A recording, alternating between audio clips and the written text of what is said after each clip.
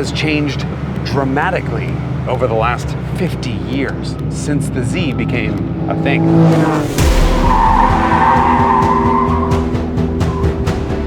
We consistently have less and less money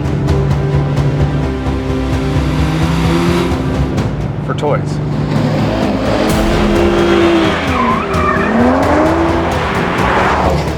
And you better believe the enthusiast car of choice reflects that. Each generation chooses a car that's more practical, more size, more space, more everyday usability, and less fun.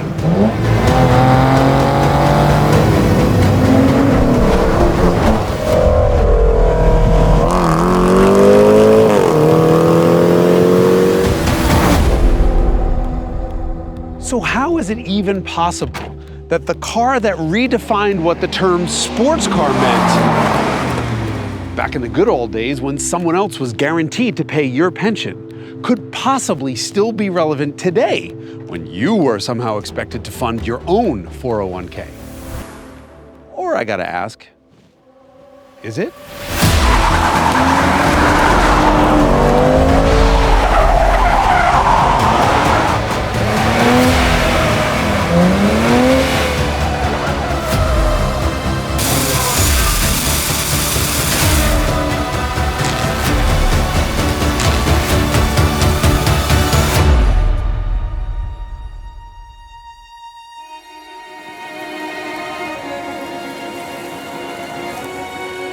The story of the Nissan Z doesn't start with the 240Z. It starts with the type of car that the Z murdered.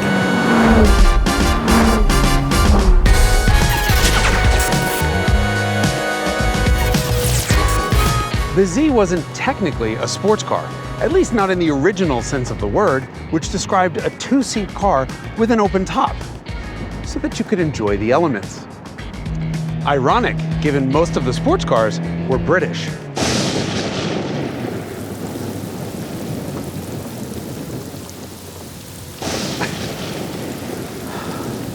A sports car was a lightweight, reasonably sized thing, whose primary purpose was to get you from A to B sideways and more quickly than you could do driving a horse.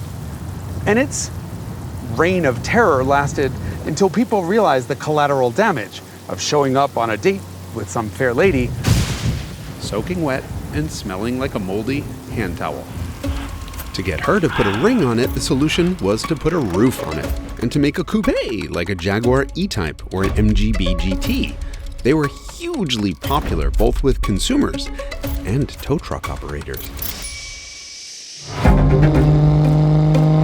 This all ended in 1969 when Nissan's 240Z permanently changed the meaning of the term sports car. It married the two-seater's enclosed experience with sound engineering, incredible good looks,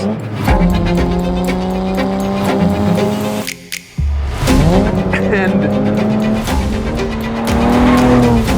force acceleration at a reasonable price. And since it was reliable and well built, well, the Z has stuck around for more than 50 years.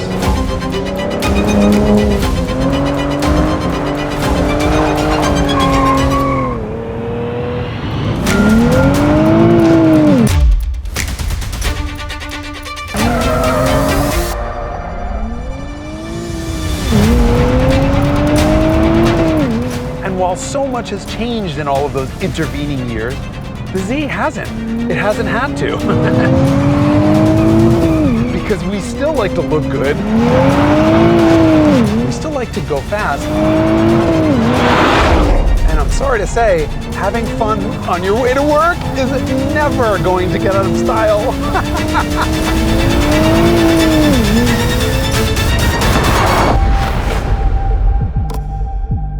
For the last 20 years, the Z has been entirely about the VQ Series V6. Go! Its noise, its reliability, its power, its tunability, and its affordability have made the 350Z and 370Z and their Infinity siblings the primary object of lust for an entire generation of young car enthusiasts. The VQ was the defining feature for all of those cars, but it was also the biggest liability because V in VQ could have stood for vibration. Seriously. The noises coming out of that engine's exhaust was straight sex, but what you heard in the car, straight indigestion. For the new Z, the VQ has been replaced by the VR, which made its debut in the Nissan GTR, and then gained direct injection for the Infiniti Q50 Red Sport 400. And while it's nowhere near as smooth as a straight six, it's a big step up in refinement from the old VQ, and a huge step up in torque. And you know what that means, right?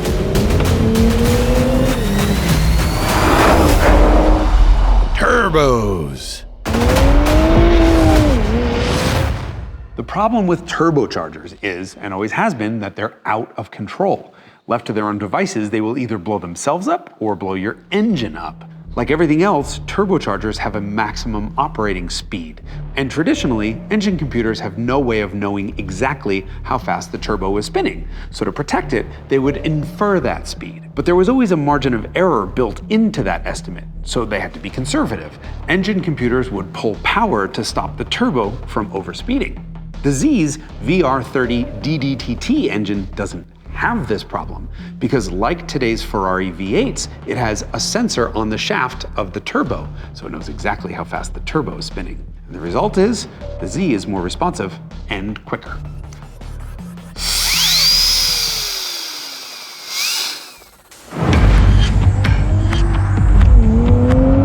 The Z has a gauge that shows the turbo's current speed. I don't think I've ever seen this before. Next to it is a boost gauge, and when you're watching the two of them and engine revs, you can start to see some pretty cool things. When you floor it, you get about 12 pounds of boost until you approach 4,500, $5,000, and then it spikes 25% higher. The reason that Nissan's doing that, and thus leaving torque on the table, is to encourage you to rev the engine out. That's taking a page out of the Ferrari book. This is in stark contrast to other companies whose turbos just, boom, hit you in the face with every bit of torque they have. Companies like, for example, BMW.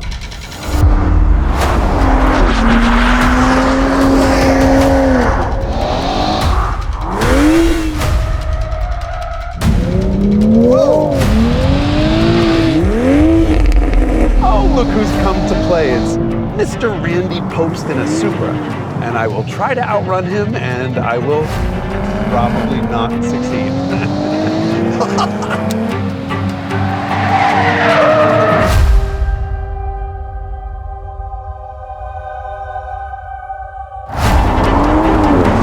This thing feels pretty stiffly sprung on the road, and you get it on the track, and it's got a lot of body motions.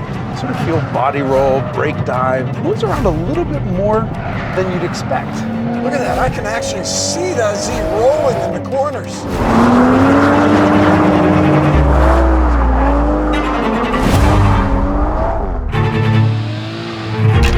Brake feel on this thing is amazing. It's just immediate, really confidence inspiring. Especially when you have a lunatic behind you in a Supra.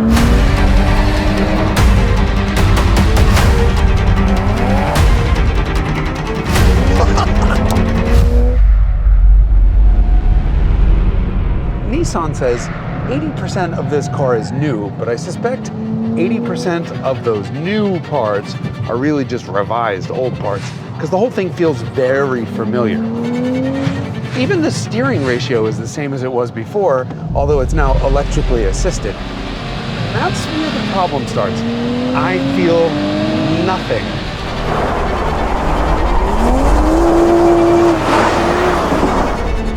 This thing doesn't tell you anything until, well, you've half spun it. I think a lot of people are going to do exactly that. Whoa, careful go with the tip hammer, boom, this thing gets sideways. Oh, this Supra's turning is quick and precise.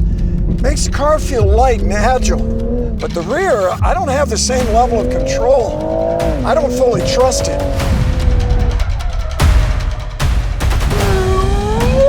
It's a bit of a handful. It's a lot of a handful. There's no chance he's getting away in that Z. I am right with him.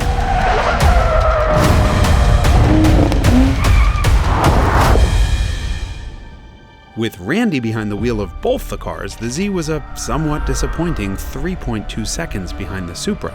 Give the Z an automatic, and that gap is still a very significant 2.7 seconds, which means the Toyota Supra and Nissan Z are just in different leagues. If you pore over the data, there isn't just one smoking gun. The Supra was better everywhere. Initial braking response, steady state cornering, putting power down coming out of the corners, and even powering down the straights. However, a lap time is but one metric.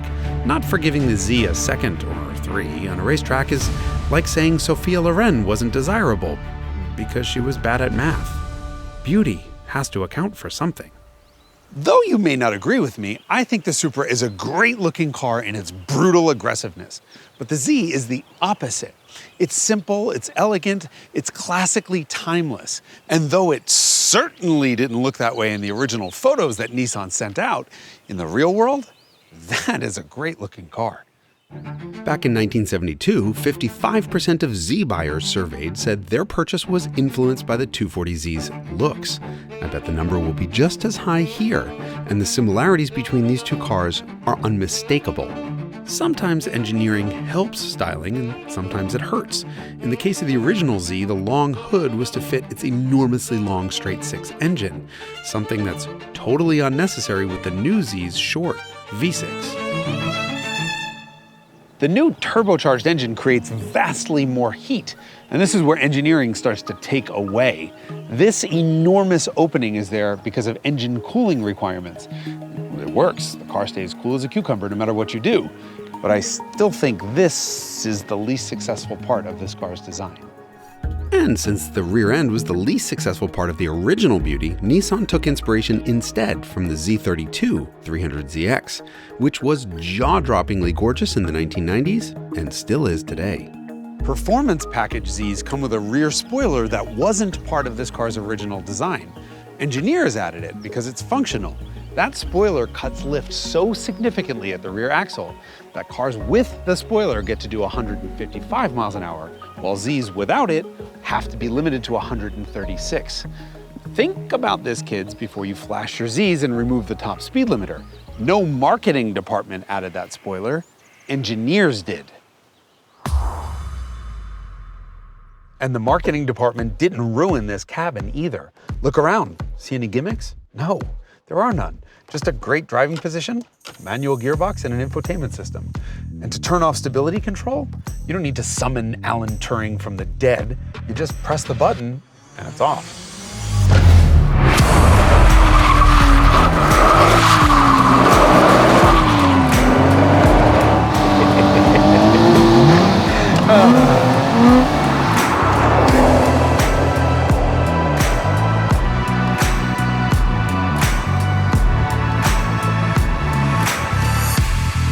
This isn't an abusive place to be because the Z isn't a purpose-built sports car. This is a sports sedan in sports car drag. It inherits all of its components from the Infiniti Q50, and so it's heavy. It weighs as much as 1.5 Miatas, or 800 pounds more than a BRZ. That difference is the biggest trade-off between a purpose-built sports car and a sedan-based one.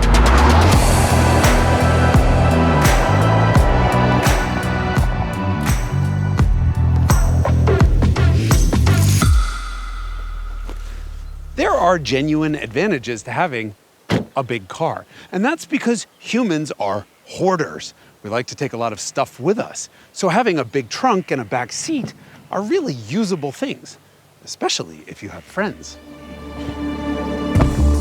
Friends? What's that got to do with me? Randy, we're on camera. Don't embarrass me. Of course we're friends. What else would I be doing in your back seat? Ballast? Hey, wait, maybe your ground-hugging weight will help me kick the tail out in this thing. Wow. With friends like that? Oh, jeez.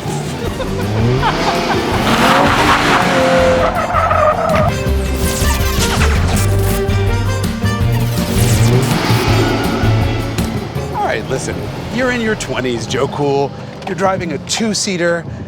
Next thing you know, you've been blessed.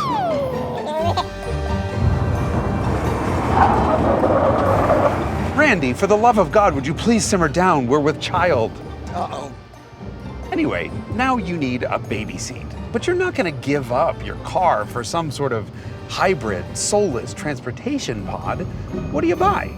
WRX, bitches! Exactly. The WRX is the car that commoditized the sports sedan. It was the pivotal moment where you could keep your identity as a car guy despite not being able to keep it in your pants. The sports sedan marries your wants For fun, to your needs this thing, with your limitations. you can only have one car. Needs to do it all. Add in the ability to fit a complete art studio in the back, and you have the hot hatch. Please bear with me for a second while I get all intellectual and artistic. But in case you hadn't noticed, the world is a very different place than it was in 1969 when the Z first came out. Your first indication that something is seriously wrong with our happy little economy takes nothing more than a trip to the Porsche dealership, where you'll find that no matter how good it is, nobody will buy a base 911. And yet Porsche can't possibly produce GT2s, GT3s, GT3 Tourings, Turbos, Turbo S's fast enough. And then when they do sell, they sell with a markup big enough to buy a base 911. That's because the rich keep getting richer. Now a little titanium white and burnt sienna. And every 2 weeks, some schmuck comes out with a hypercar that costs $2 million. And the rich people line up around the block to buy it. But what about us? We got the shaft. Happy little shaft. And voila. As productivity has gone up and up and up, along with profits and everything else, wages for the middle class have not. Which means that while CEOs are fighting over allocations and paint to sample colors, we don't have money for toys. And if you don't think the divergence of those two curves has influenced the official sporty choice of the non-rich enthusiast, think again. Or just look at the painting. Because every decade or so, enthusiasts have chosen a new object of lust that trades a little bit of fun for a lot more practicality.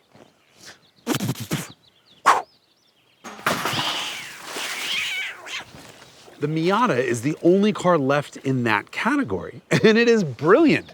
That is the most fun you can have in any new car, Porsches with $100,000 markups included. So you'd think that Mazda would sell them by the million, and they don't. And there's one reason and one reason only. It's because how many people do you know have $30,000 or $40,000 lying around for a toy? While we're on the subject of money, let me point out that every car in this episode is available for about the same price as the average new car sold today. But as you move through the categories, you add usability, which means more people can buy them. So over the last 50 years, we've gone from there to there. And you know what comes next, right?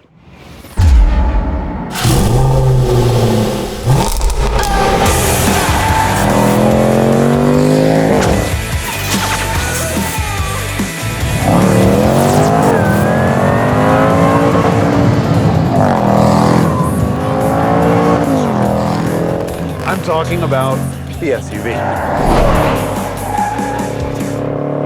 If you're wondering why the SUV outsells everything, it's because the SUV outdoes everything. It does more things. Practicality is king, so the SUV is king.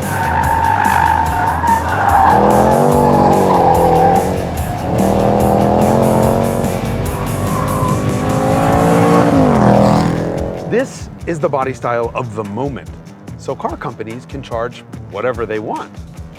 every other car in this episode costs about as much as the average car sold today, $40,000, $50,000. But to get a hot SUV, you have to spend twice that.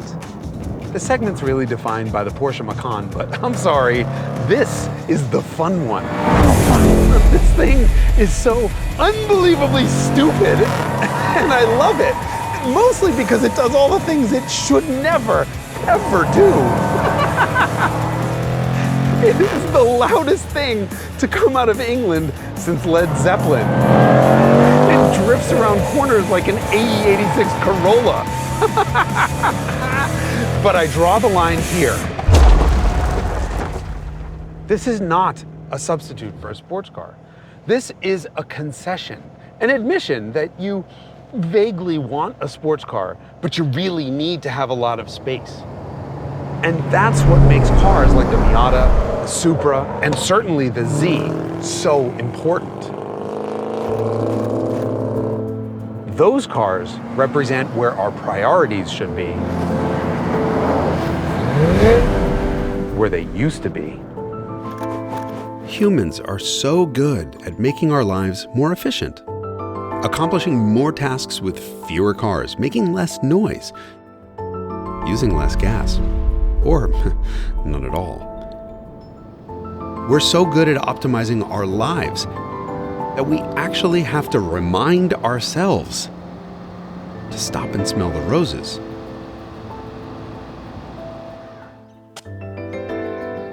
How stupid is that?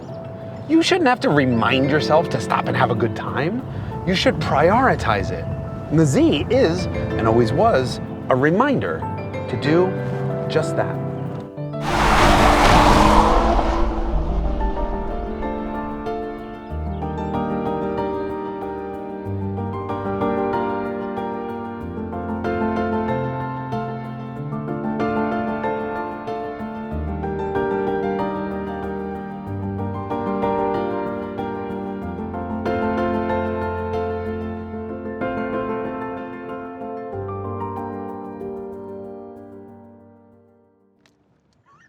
Just go. Wait, ready? 3, Yep. 2, 1.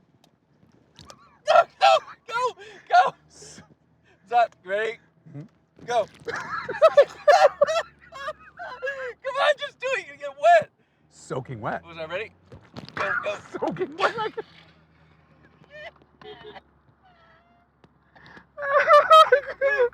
It's so cold.